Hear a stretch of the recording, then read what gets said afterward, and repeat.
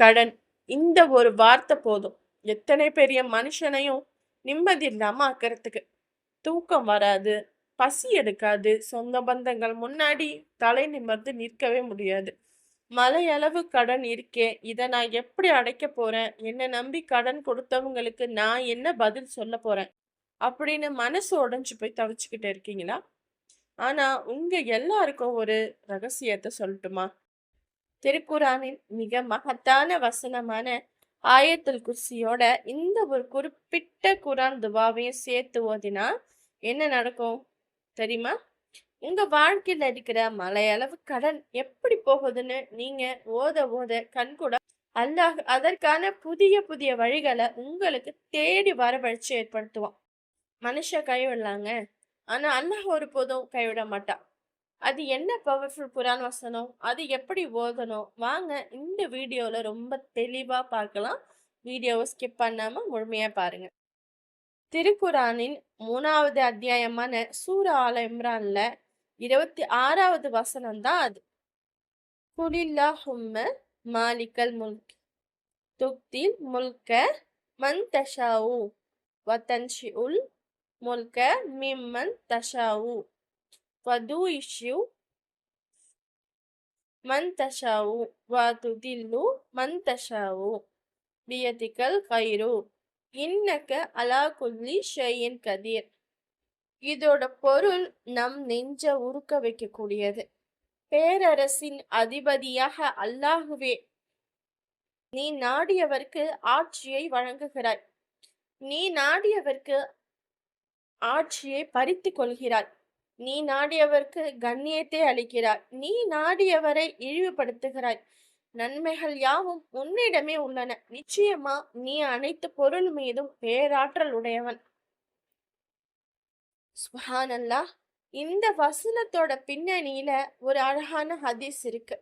நபி ஸல்லல்லாஹு அலைஹி வஸல்லம் அவர்கள் ஒரு முறை மூஅத் அலி அவர்களை பாக்குறாங்க. அவங்க ரொம்ப கவலையா இருக்கிறத பார்த்து, மூஅத்தே, ஏன் கவலையா இருக்கீங்க அப்படின்னு கேக்குறாங்க. அதுக்கு மூஅத் அலி, அல்லாஹ்வின் தூதரே, எனக்கு ஒரு யூதரிடம் பெரிய கடன் இருக்கு, அதனாலதான் கவலையா இருக்கேன் அப்படின்னு சொல்றாங்க. அப்போ நபி ஸல்லல்லாஹு அலைஹி வஸல்லம் அவர்கள் சொன்னாங்க, மூஅத்தே, உனக்கு ஏதேனும் ஒரு யூதரிடம் கடன் இருந்து அது உஹது மலை அளவு பெரியதாக இருந்தாலும் நீ இந்த வசனத்தை ஓதினா அல்லாஹ் அதை உனக்காக நிறைவேற்றி வைப்பான். நாம என்ன நினைக்கிறோம், நமக்கு வேலை இல்லை, வருமானம் இல்லை, அதான் கடன் அப்படின்னு கவலைப்படுறோம். ஆனா இந்த வசனம் மூலமா நாம அல்லாஹ்விடம் என்ன ஒப்புக்கொள்றோம் தெரியுமா? யா அல்லாஹ், நீ நினைச்சா ஒரு நொடியில என்னை ஏழையாக்க முடியும், ஒரு நொடியில என்னை கோடீஸ்வரனாக்க முடியும். எல்லா கண்ணியமும் உன்கிட்ட தான் இருக்கு. இந்த உலகத்துல கடன் கொடுத்தவங்க என்னை இழிவுபடுத்த நினைச்சாலும் நீ நாடினா எனக்கு கண்ணியத்தை தர முடியும். எப்போ ஒரு மனிதன் தன் தந்திரங்களை எல்லாம் விட்டுட்டு தன் முழு பொறுப்பையும் அல்லாஹ்விடம் ஒப்படைச்சு இந்த வசனத்தை முழு நம்பிக்கையோட ஓதுறாங்களோ அவங்களுக்கு எதிர்பாராத வழிகள்ல இருந்து அல்லாஹ் வாழ்வாதாரத்தை ரிஸ்க திறந்து வைப்பான். கடன்கள் அடைபடும், இழந்த கண்ணியமும் திரும்ப கிடைக்கும். இந்த பவர்ஃபுல் வசனத்தை நாம எப்போது எப்படி ஓதணும், வாங்க பார்க்கலாம். ஒவ்வொரு ஃபர்லான தொழுகைக்கு கடமையான தொழுகையை முடிச்சதும் ஆயத்துல் குர்சியோட சேர்த்து இந்த வசனத்தையும் தவறாம ஓதுங்க. காலை மற்றும் மாலை திக்ர்களோடு இதை சேர்த்து யா அல்லாஹ் ஏன் கடனை தீர்த்து வை என்று துவா கேளுங்க. எல்லாரும் தூங்கும் இரவின் இறுதி பகுதியில் எழுந்து தொழுது விட்டு கையேந்தி அல்லாஹ்விட அழுது கேளுங்க. விஷயம், துவா கேட்கும் போது மனசுல எந்த சந்தேகமும் இருக்கக்கூடாது. அல்லாஹ் நிச்சயம் தருவான் அப்படின்னு உறுதியான நம்பிக்கையோடு கேட்கணும்.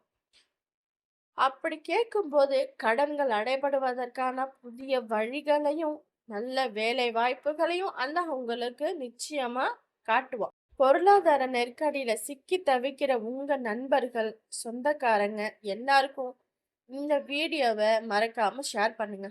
அவங்க கடன் தீர நீங்க ஒரு காரணமா இருக்கலாம். இது போன்ற பயனுள்ள வீடியோக்களுக்கு நம்ம சேனலை மறக்காம சப்ஸ்கிரைப் பண்ணுங்க.